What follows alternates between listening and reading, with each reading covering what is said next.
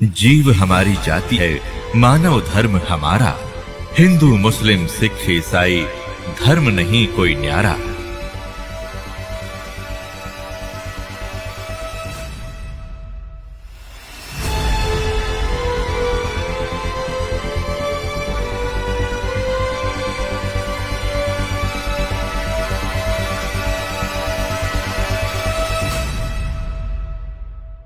परमात्मा ने कहा भाई ठीक है, मान ली, जब तूने वचनबद्ध करा लिया। फिर क्या कहा कि एक काम और करना। परमात्मा ने कहा, हाँ, फिर उसने कहा कि सतयुग त्रेता के अंदर मेरा अंश जाएगा, मेरा पुत्र विष्णु। उसके ऊपर एक आपत्ति, उसके संस्कार में लिखा हुआ होता, उसको ये नहीं टाल सकता।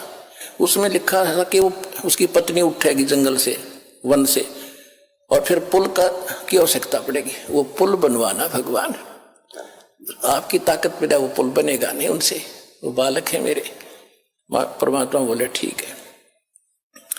फिर द्वापर युग में उसने पता करा कि मेरा वो श्री कृष्ण जो है मेरा पुत्र जाएगा विष्णु, और वो फिर एक राजा इंद्रदमन राजा को दर्शन देकर समुद्र के किनारे एक मंदिर बनवाओगा, जगन्नाथ मंदिर नाम से। उसको वो मंदिर पुल समुद्र नहीं बनने देगा उस मंदिर को, क्योंकि वो प्रतिशोध लेगा जब राम रूप में, रामचंद्र रूप में विष्णु जी ने समुद्र को बुरा भला कहा था। कैसे कहा था कि जब पुल बनाने की आवश्यकता पड़ी, सीता जी का पता लग गया कि रावण के 9 लखे भाग में है, मान नहीं रहा है, युद्ध के करके ही ली जा सकती है। युद्ध करने के लिए सेना पार करनी थी, पुल बनाना अनिवार्य था। 3 दिन तक श्री रामचंद्र जी इतिहास में, उनकी रामायण में,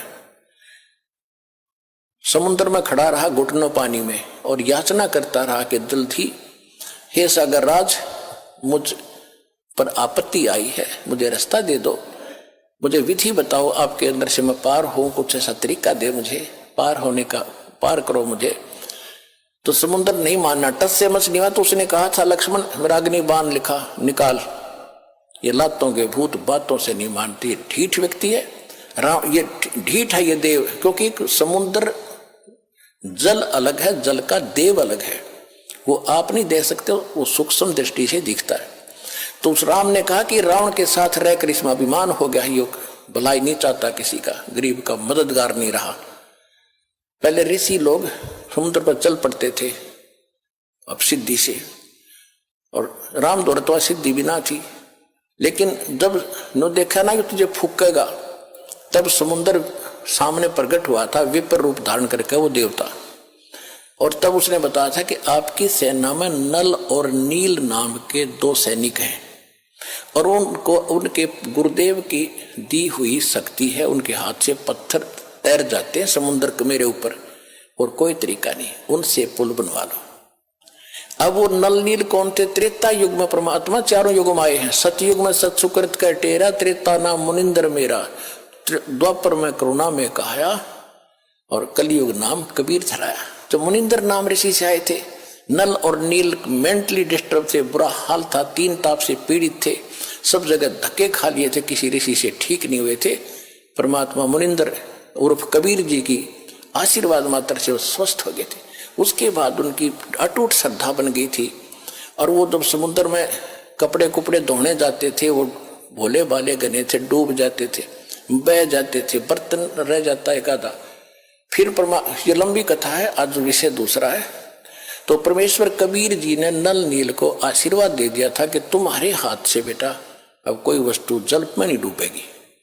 तो वो उनके पास वरदान मालिक का था, तो हल्दी की गांठ से ऊपर सारी पाक गए। नल नील ने उस दिन अपनी महिमा इतनी मान ली, गुरु जी भी भूल गए, याद नहीं किया परमात्मा को। और रामचंद्र के पूछने पर भी, क्यों तुम्हारे पास वो ताकत है? कहां जी है। तो तब कहा दिखाओ, परीक्षण करो।